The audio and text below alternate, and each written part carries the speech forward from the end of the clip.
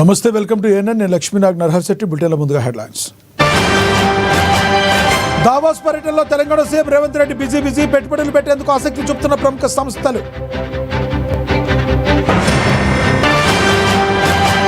Group 1 Telangana high court తీర్పు వాయిదా, తీర్పు కాపీ సిద్ధం కాలేదని లాయర్లకు తెలిపిన division bench.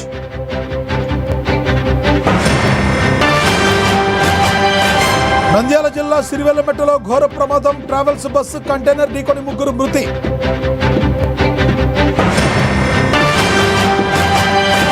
Jagadgirigutta police station పరిధిలో విజయనగర కాలనీలో విషాదం, ఆర్థిక ఇబ్బందులతో ఒకే కుటుంబానికి చెందిన 4 ఆత్మహత్యాయత్నం.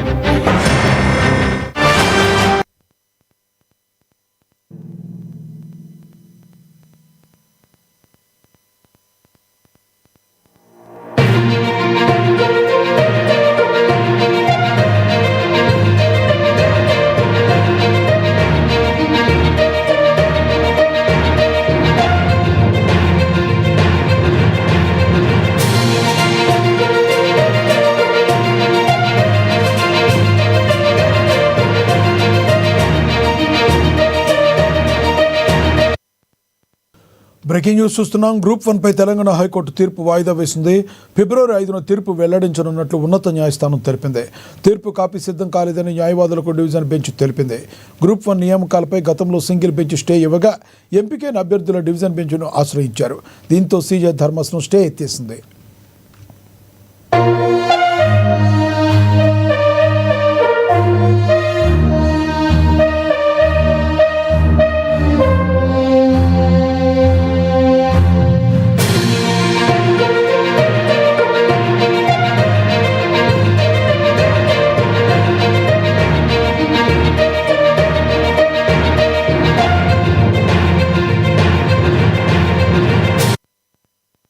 బ్రేకింగ్ న్యూస్ చూస్తున్నాం. గ్రూప్ 1 పై తెలంగాణ హైకోర్టు తీర్పు వాయిదా వేస్తుంది. ఫిబ్రవరి 5న తీర్పు వెల్లడించనున్నట్లుగా ఉన్నత న్యాయస్థానం తెలిపింది. ఇక ఇదే విషయానికి సంబంధించి మరింత సమాచారాన్ని మా ప్రతినిధి హరీష్ ఫోన్ ద్వారా అందిస్తారు. హరీష్, చెప్పండి, మీ దగ్గర ఉన్న తాజా సమాచారం ఏంటి?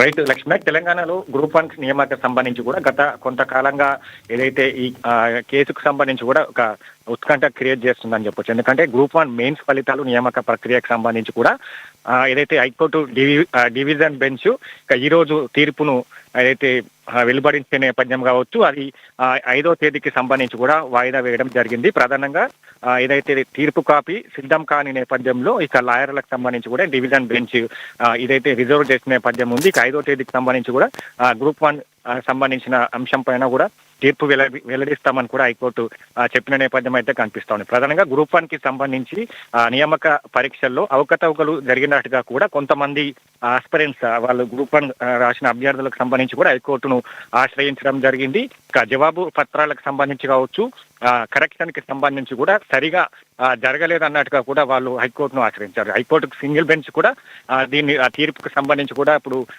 వెల్లడించిన నేపథ్యం కావచ్చు, మళ్ళీ రీకనెక్షన్ చేయాలి లేదా పరీక్ష తిరిగి నిర్వహించాలన్నట్టుగా కూడా సింగిల్ బెంచ్ ఇచ్చిన తీర్పును అలాగే సవాల్ చేస్తూ టీజీపీఎస్సీ డివిజన్ బెంచ్ ను కూడా ఆశ్రయించిన నేపథ్యం ఉంది. డివిజన్ బెంచ్ కి సంబంధించి కూడా ఈ రోజు సంబంధించిన తీర్పును రిజర్వ్ చేసిన నేపథ్యం అయితే కనిపిస్తోంది. ప్రధానంగా 562 అభ్యర్థులకు సంబంధించి కూడా నియామక పత్రాలను అందజేయడం జరిగింది. ఇక వారు కూడా ఎదురు చూస్తున్న నేపథ్యం కావచ్చు, ఎవరైతే పేపర్ అవకతవకల వల్ల తమకు నష్టం జరిగింది, దాంట్లో పూర్తి స్థాయిలో ఇది రీకరెక్షన్ చేయాలి లేదా మరోసారి పరీక్ష నిర్వహించాలన్నట్టు కూడా ఎదురు చూస్తున్న అభ్యర్థులంతా కూడా ఈ రోజు ఈ తీర్పు రిజర్వ్ అయిన నేపథ్యం అయితే కనిపిస్తా ఉన్న నేపథ్యం ఉన్నది. ఇక మొత్తంగా నియామక పత్రాలకు సంబంధించి కావచ్చు, అసలు ఏ విధంగా తీర్పు వెల్లడించబోతా ఉన్నది హైకోర్టుకు సంబంధించి కూడా ఎదురు చూస్తున్న నేపథ్యం అయితే చెప్పొచ్చు. ఎందుకంటే ఇక గతంలో సింగిల్ బెంచ్ ఇదే అంశం పైన కూడా అయితే గ్రూప్ 1 రద్దు చేస్తూ కూడా తీర్పునిచ్చింది.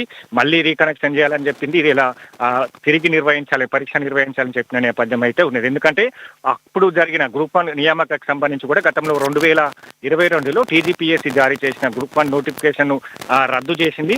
అదనంగా వచ్చిన పోస్టులతో కలిపి ఇక మొన్న 563 పోస్టులకు సంబంధించి కూడా నోటిఫికేషన్ జారీ చేసిన నేపథ్యం అయితే కనిపిస్తుంది. నోటిఫికేషన్ జారీ చేసినప్పటి నుంచి కూడా టీజీపీఎస్సీ వివాదాల్లో నిలుస్తున్న నేపథ్యం అయితే కనిపిస్తుంది. ఎందుకంటే ప్రధానంగా వీళ్ళు ఎవరైతే హైకోర్టును ఆశ్రయించారో వాళ్ళు ఆస్పిరెంట్ కి సంబంధించి కూడా మెయిన్స్ పరీక్షల్లో 4 సెంటర్లలో ఎక్కువ మార్కులు వచ్చాయి. వాళ్ళు ప్రత్యేకంగా 4 సెంటర్లకు సంబంధించి కూడా కాపీయింగ్ జరిగినట్టుగా కూడా వాళ్ళు హైకోర్టును ఆశ్రయించారు.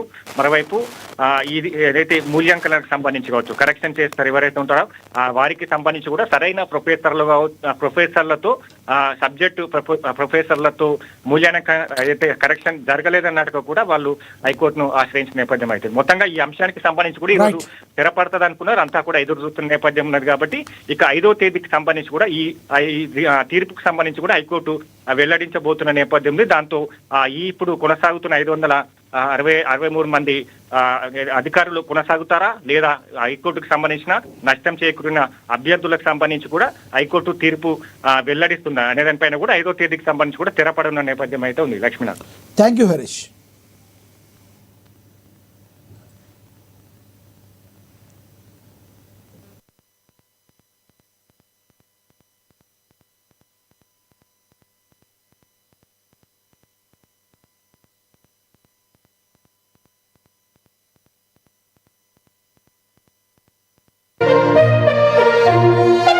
జిల్లా బాల్కొండ నియోజకవర్గంలో మంత్రి సీతక్క పర్యటించారు. భీమ్గల్ మున్సిపాలిటీ పరిధిలో 52 కోట్లతో చేపడుతున్న విద్యా అభివృద్ధి పనులకు ఆమె శంకుస్థాపన చేశారు.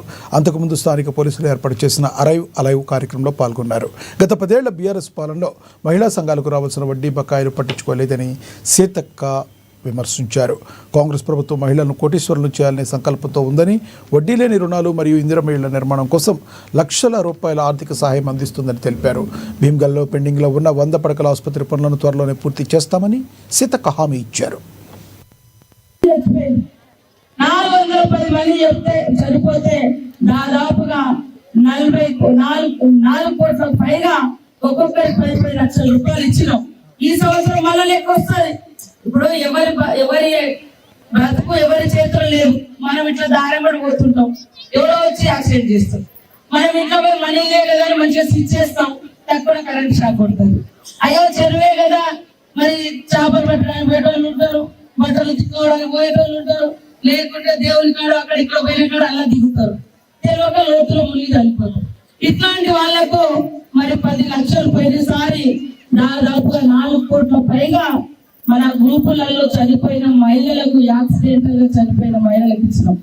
అట్లనే లోన్ తీసుకొని ఉంటారు, మీరు లోన్ తీసుకున్నారు 5 లక్షలు 3 లక్షలు, మరి ఆ అక్క చనిపోయింది. మరి యాదాద్రి భువనగిరి జిల్లా భూదాన్ పోచంపల్లిలో 48 కోట్ల నిధులతో చేపట్టిన అభివృద్ధి పనులకు ఎమ్మెల్యే కుంభం అనిల్ కుమార్ శంకుస్థాపన చేశారు. అనంతరం మహిళా సంఘాలకు వడ్డీ లేని రుణాలు చెక్కులను పంపిణీ చేశారు. మహిళలు ఆర్థికంగా ఎదగాలనే లక్ష్యంతో సీఎం రేవంత్ రెడ్డి కృషి చేస్తున్నారని తెలిపారు. పోచంపల్లి మున్సిపాలిటీలోని మినీ ట్యాంక్ బండ్తో సుందరంగా తీర్చిదిద్దుతామని హామీ ఇచ్చారు. ఇక ఫోన్ ట్యాపింగ్ వ్యవహారంపై ఎమ్మెల్యే రెడ్డి స్పందించారు.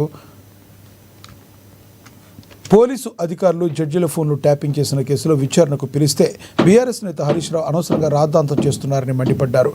తప్పు చేయనప్పుడు భయం ఎందుకని ఆయన ప్రశ్నించారు.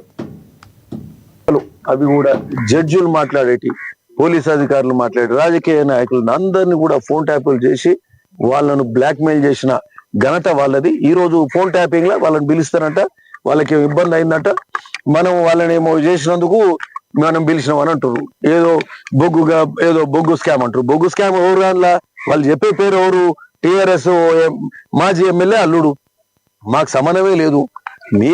అది కూడా మీ దాంట్లోకి వెళ్ళి మనిషి మీద ఏదో స్కామ్ ఉందని ఏదో చెప్తే దానికి ఈ ఫోన్ ట్యాపింగ్ లింక్ ఏంది? ఆయన కాంగ్రెస్ అయితే కాదు కదా. మీరు చెప్పే సో వ్యక్తి ఎవరైతే సృజన్ రెడ్డి కానీ హోవర్ ఇట్ ఈస్ మాకు సంబంధించిన వ్యక్తి కాదు. దానికి లింక్ పెట్టి ఈ రోజు ఫోన్ ట్యాపింగ్ లకి వెళ్ళి తప్పించుకునే కార్యక్రమం చేస్తున్నారు. మీరు చేసిన కార్యక్రమాలు ప్రజలకు పూర్తిగా అర్థమైనాయి. అన్ని ఇట్లాంటి కార్యక్రమాలు చేసి ప్రజలను ఇబ్బంది పెట్టారు, మభ్య పెట్టారు. అందుకే మిమ్మల్ని ఇంటికి పంపించే కార్యక్రమం చేశారు. అసెంబ్లీలు ఇంటికి పంపారు, పార్లమెంట్ లో డిపాజిట్ లేకుండా చేశారు.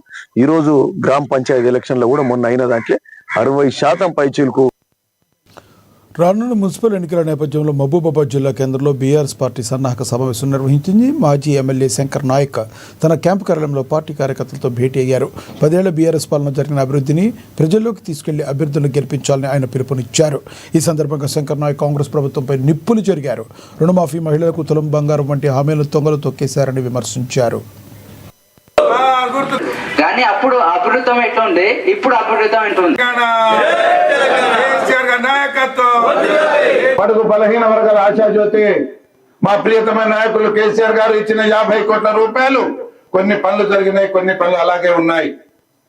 ఇవన్నీ చేయడం చేతగాక మాయ మాటలు చెప్పి ఏదో మేము ఇన్ని కోట్లు ఇచ్చిపోతున్నాం, అన్ని కోట్లు ఇచ్చిపోతున్నాం అని చెప్పేసి ఇవాళ మినిస్టర్లు వచ్చి హామీలు ఇచ్చిపోతున్నారు.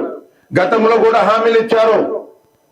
నా ప్రజానికానికి నేను ఒకటే మనవి చేస్తున్నా, గతంలో దేవుళ్ళ మీద ప్రామిస్ చేశారు, డిక్లరేషన్ ఫామ్లు ఇచ్చారు. ఏ దేవుడి దగ్గర పోతే ఆ దేవుడి పేరు తీసుకొని అది చేస్తాం, ఇది చేస్తాం అన్నం పెట్టి రైతుకు మోసం చేశారు. మా ఆడబిడ్డలకు 2500 ఇస్తామని చెప్పేసి 2500 రూపాయలు ఇవ్వకుండా మోసం చేశారు. తులం బంగారం ఇస్తామని చెప్పేసి మోసం చేశారు. వృద్ధులకు, వికలాంగులకు 4000, 6000 రూపాయలు ఇస్తామన్నారు. చదువుకున్న పిల్లలకు, మా ఆడపడుచులకు స్కూటీలు ఇస్తామన్నారు. ఇవన్నీ మోసం చేశారు. మెదక్ జిల్లాలో రాజకీయ సమీకరణాలు వేగంగా మారుతున్నాయి.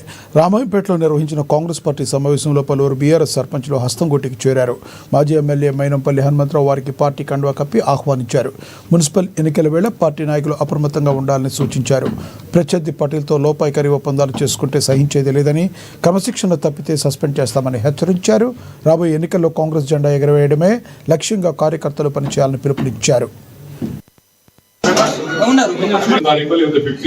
సెకండ్ వీక్ లో ఎలక్షన్స్ పూర్తయ్యే వరకు మీకు సుదీర్ఘం ఉన్నా, మీకు ఎంత దగ్గరి స్నేహితం ఉన్నా, ఎలక్షన్స్ వరకు అదర్ పార్టీస్ తోని మాట్లాడొద్దని చెప్పి అందరికి విజ్ఞప్తి చేస్తాం.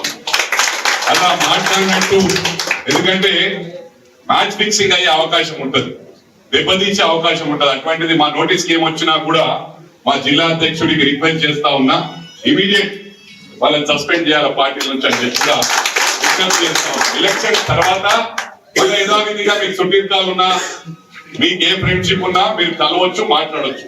అప్పటిదాకా నా పర్సనల్ రిక్వెస్ట్, ఎందుకంటే ఫస్ట్ మనం పార్టీని కాపాడుకోవాలి. పార్టీని కాపాడుకుంటే పార్టీ మనం కాపాడుతుంది. నారాయణపేట జిల్లా మక్తల్ పోలీస్ స్టేషన్ పరిధిలో రోడ్డు భద్రతా మాసోత్సవాలు ఘనంగా నిర్వహిస్తున్నారు. రోడ్డు ప్రమాదాలను నివారించి ప్రజల ప్రాణాలను కాపాడటమే లక్ష్యంగా మక్తల్ పోలీస్ స్టేషన్లో సీఐ రామ్లాల్ సమావేశాన్ని నిర్వహించారు. ఈ కార్యక్రమంలో ఎస్ఐ భాగ్యలక్ష్మిరెడ్డితో కలిసి వాహనదారులు పాటించాల్సిన నియమాలపై అవగాహన కల్పించారు. ప్రస్తుతం జరుగుతున్న రోడ్డు ప్రమాదాలకు అతి వేగం, మద్యం సేవించి వాహనాలు నడపడం, హెల్మెట్, సీట్ బెల్ట్ ధరించకపోవడమే ప్రధాన కారణాలని పేర్కొన్నారు. ట్రాఫిక్ నిబంధనలు ఉల్లంఘించే వారిపై కఠిన చర్యలు తీసుకుంటామని హెచ్చరించారు. ప్రతి వాహనదారుడు బాధ్యతాయుతంగా వ్యవహరించి ట్రాఫిక్ నియమాలను పాటించినప్పుడే రోడ్డు ప్రమాదాలను గణనీయంగా తగ్గించగలమని ఆయన స్పష్టం చేశారు. రోడ్డు ప్రమాదానికి నివారణ చర్యల్లో భాగంగా గౌరవ డీజీపీ సార్ మరియు నారాయణపేట ఎస్పీ సార్ యొక్క ఆదేశాల మేరకు ఈ arrive and alive programme conduct చేయడం జరుగుతుంది. ఇందులో భాగంగా స్కూల్స్, కాలేజ్, బస్ స్టాండ్స్, ఎక్కడెక్కడైతే మెయిన్ ఏరియా, పబ్లిక్ ట్రాన్స్పోర్టేషన్ ఏరియాలో అయితే ఉన్నారో అక్కడ వారికి ఈ రోడ్డు ప్రమాదాలకు సంబంధించి ఈ అవేర్నెస్ ప్రోగ్రామ్స్ అనేది కండక్ట్ చేయడం జరుగుతుంది. ఈ రోడ్డు ప్రమాదాలను తగ్గించడానికి పోలీస్ డిపార్ట్మెంట్, అదేవిధంగా వేరే ట్రాన్స్పోర్ట్ డిపార్ట్మెంట్ వాళ్ళతో కలిసి కూడా ఈ అవేర్నెస్ అవగాహన కార్యక్రమాలను ఏర్పాటు చేస్తాము. ఇందులో భాగంగా ఎక్కడైతే బ్లాక్ స్పాట్స్, యాక్సిడెంట్స్ ఎక్కువగా జరుగుతూ ఉన్నాయో ఆ ఏరియాలలో మొత్తం ఆ ఏరియాని గుర్తించే విధంగా ముందే గుర్తించి ములుగు జిల్లాలోని మేడారంలో సమ్మక్క సారలమ్మ మండే మేలిగే పండుగ అత్యంత వైభవంగా ప్రారంభమైంది. మహాజాతరకు ముందుగా నిర్వహించే క్రతువులో భాగంగా పూజారులు అడవి నుంచి కొత్త బూరక కర్రలను తీసుకొచ్చి మామిడి తోరణాలతో అలంకరించి మేడారం, కన్నెపల్లి పొలమేరలో ధ్వజస్తంభాలను నిలిపారు. జాతర విజయవంతం కావాలని కోరుతూ గోవిందరాజులు, నాగులమ్మ గుండాలను రంగురంగులతో ముస్తాబు చేశారు. మేడారం మహాజాతర నేటితో ప్రారంభం కాబోతుంది. ఈ రోజున మరి మండమెలిగే పండుగ అనేటువంటిది జరుపుకుంటారు. ఈ మండమెలిగే పండుగ రోజున ఈ యొక్క పూజారులందరూ కూడా పూజారి కుటుంబాలందరూ కూడా తలంటు స్నానాలు చేసి నూతన వస్త్రాలు ధరించి ఈ యొక్క సమ్మక్కకు ఏదైతే పూజ చేసేటువంటి వస్తువులన్నీ కూడా తయారు చేసుకొని వచ్చేసి ఈ యొక్క సమ్మక్కకు మరి పూజ చేసిన అనంతరము గ్రామ పొరిమేరలో ఉన్నటువంటి పోషమ్మ మైసమ్మ కోలేరమ్మ కూడా మరి ఈ యొక్క పూజ చేస్తూ ఉంటారు. ఆ పూజలను చేసిన తర్వాత మరి గ్రామ పొరిమేరలో ద్వార స్తంభాలను మరి తోరణాలను కట్టి ఈ యొక్క జాతరకు సర్వం సిద్ధమని మేము ఈ యొక్క సూచిక అనేటువంటిది ఇవ్వడం జరుగుతుంది. ఈ యొక్క మండమెలిగే పండుగను ఎందుకు జరుపుకుంటామంటే ఇక్కడికి వచ్చేసినటువంటి కోట్లాది మంది భక్తులకు వారు కూడా క్షేమంగా ఉండాలి, అందరూ క్షేమంగా ఇంటికి చేరుకోవాలని, వారికి కూడా ఏం కావద్దని చెప్పేసి మేము అమ్మవారిని మొక్కుతుంటాము.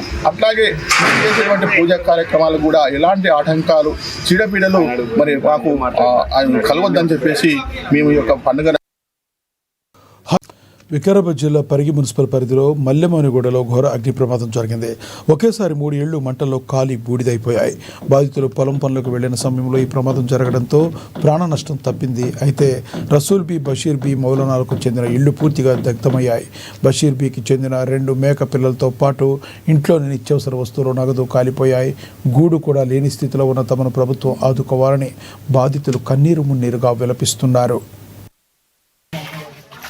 నేను కూలి పని పోయినా మా వచ్చిన దగ్గర మొత్తం కాలిపోయింది. పనులు చేస్తే వచ్చిన నాకు మొత్తం బట్టలు బియ్యం అన్ని దాంట్లోనే సాధనది కానీ అది చేసేది మొత్తం కాలిపోయింది. కూర పోయింది. అది ఎట్లా చేస్తారో ఏం చేస్తారో గవర్నమెంట్ తెలుసు. అది నాక పిల్లలు 2 అది కాయిదాలు ఉండే ఇల్లు కాయిదాలు అవి కూడా పోయినాయి. ఎట్లా అనుకోపోయింది ఎట్లా అనుకోపోయింది ఏమో సార్, నాకైతే తెలియదు.